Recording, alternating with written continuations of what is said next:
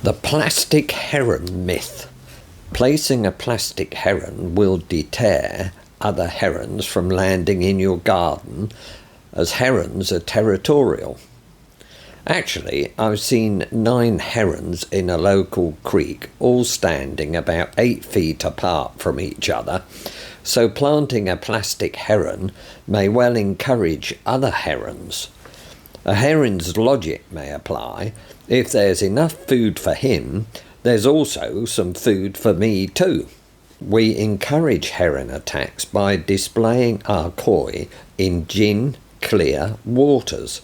We might as well take out an advert, "Please come and eat my koi." Then we act surprised when we lose a koi to a heron. The heron is only acting naturally. He sees our koi pond as a feeding opportunity, thoughtfully provided by those nice humans that come out waving and shouting a welcome for him.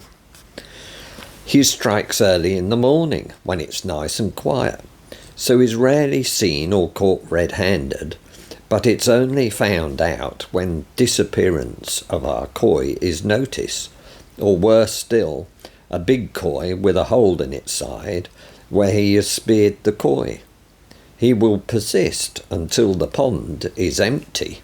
Killing a heron is illegal, and it's not the solution.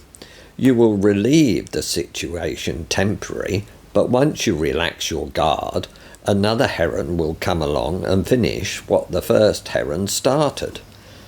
Think of your pond as a heron would, the ultimate fish takeaway. The solution I see it, if a heron cannot land in your garden, it's game over. Not just for that heron, but for all herons. I don't use fishing lines, but I do use a mattress twine, which in the UK is a white springy nylon. It is a deterrent, so you want the heron to see it and go elsewhere for his takeaway meal.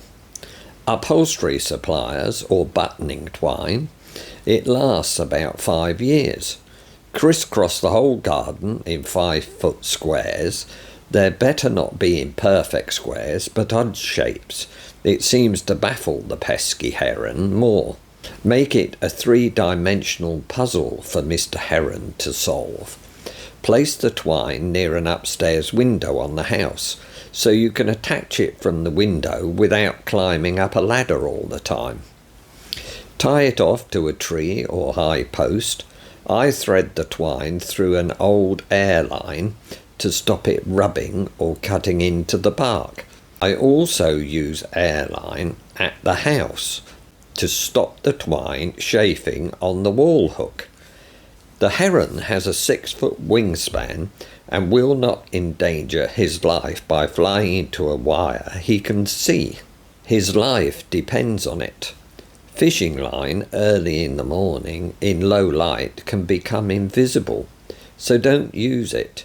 You want the heron to see it and avoid it. You do have to do regular checks on your defences and replace the twine every couple of years, but it's well worth the trouble.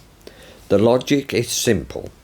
If the koi can't land in the garden, he can't eat or spear your koi, even if they're too big for him to eat.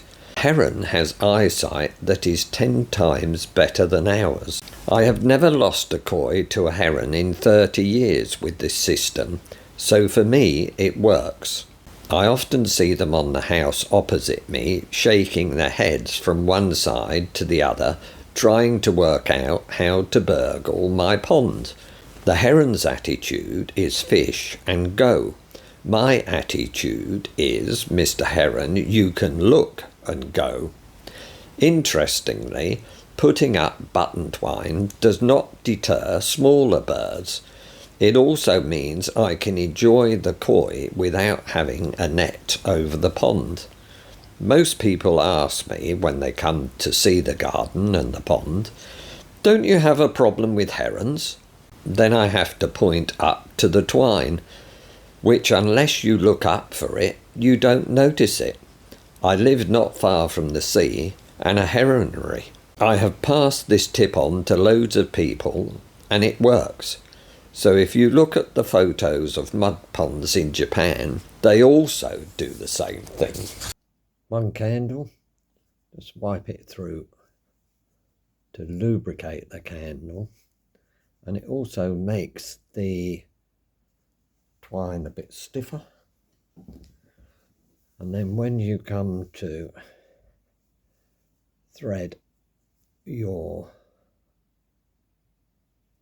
twine through, it goes through so easy, and then you can just